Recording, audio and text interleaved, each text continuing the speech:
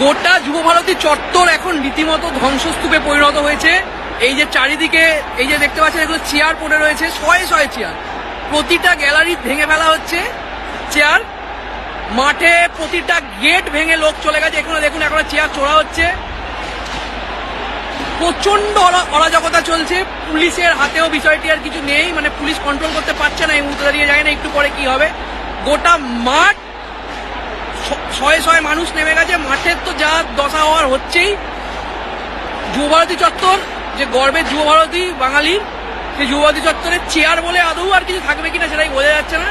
এই হচ্ছে বর্তমান পরিস্থিতি। ভিআইপি গ্যালারি থেকে একের পর এক চেয়ার ছড়া হচ্ছে,